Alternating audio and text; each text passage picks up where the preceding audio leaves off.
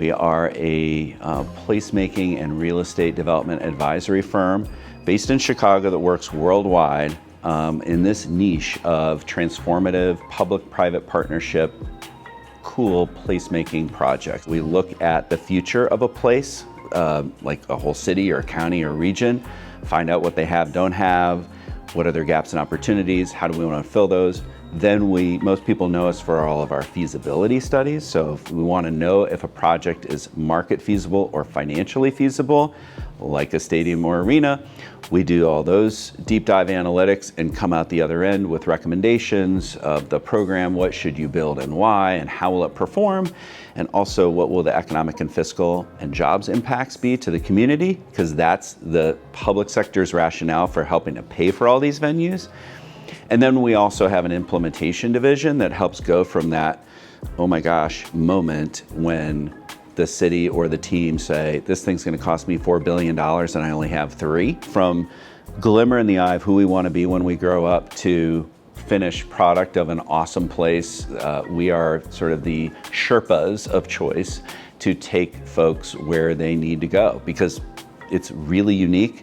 It's really hard. So placemaking is a real buzzword these days. Those who live there, who work there, who play there, who visit there.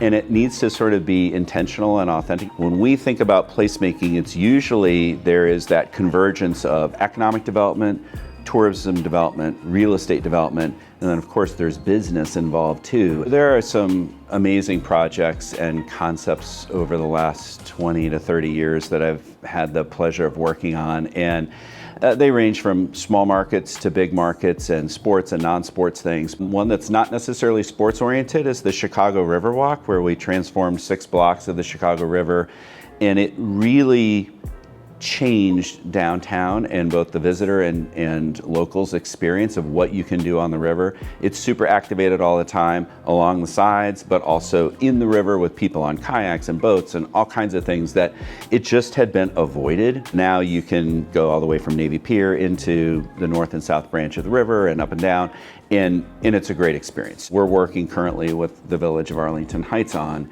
And what's so exciting about that is the Bears had the foresight to buy Arlington Park, which used to be a big horse track, and have that as a potential spot for a new stadium and a mixed-use development, putting all of those ingredients and the secret sauce into the whole mix to really help them figure out both a programmatic plan, a finance and creative funding concept, and just a great placemaking strategies. It all pays for itself and it becomes a great sustained place that brings economic vitality. You definitely want to have a whole mix of uses, the whole live, work, play, visit. So hotels, restaurants, lots of restaurants and bars and things that people love to eat and drink and be social. And they want optionality. They don't want just like 2 or 3 options. They want a whole critical mass of things. Rents can be 50% higher than the other market rents in that area for the same product because people value being able to see at or into a venue and have those experiences. And it's not just true with the major leagues,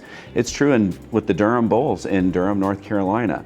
Their highest office rents are looking into the outfield or into the whole stadium for the Durham Bulls. We need other content in there because bricks and mortar, you can't change it every day and all the time. The Battery in Atlanta, as everybody sort of looks at as sort of a major league version of this that now everyone is starting to do. They have the Coca-Cola Roxy, which has over 100 of their own events each year that they can get several thousand people in there. They do a lot of daytime conference and meetings events, but the other 60% of their events, of course, are concerts at night. So that's driving people to the district when there's not a baseball game. If you have enough of those and you've got enough kernels popping all the time, it's just gonna be like a thing, like a regular expectation that there's always something going on, there's always something to do. So you can pull up food trucks, you can set up, fights, you can set up any sort of entertainment that you want, indoor, outdoor. You wanna be ready for anything, and so that's what we're seeing. So on the placekeeping side, it's almost like you've gotta set up good asset management for this. And if the team doesn't own it, which they normally don't, the teams are usually a tenant in the building and they often don't own the real estate, or they've only partnered in the real estate. There's got to be an entity, a governance structure. Oftentimes it is an authority, a public-private or a quasi-public authority that has some funding power to own, operate, hire those to take care of everything. We have seen a lot of venues get built, but they didn't have great asset management or governance or placekeeping strategies in place. And so then things kind of fall apart, or 5 years later, they're coming back to the legislature or the city or the mayor saying like, hey, we need more money to fix this thing that's not working anymore.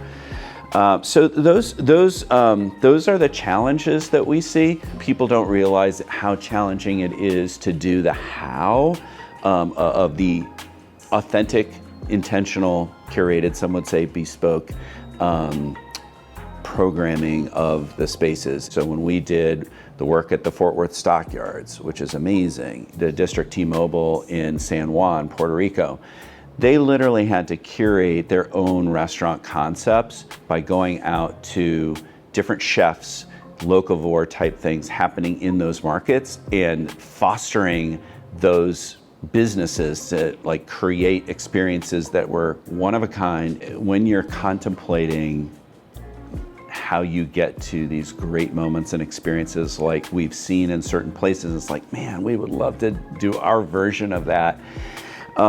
It does take a lot of stakeholder engagement. Who controls the calendar? Who controls what you can do and when? Those are some of the things that you want to honestly tackle that as quickly as you can up front, so you can say like, hey, if we're going to invest all this money, we need to be sure that there's the right control and opportunities for us to thrive, because we can't do it handcuffed.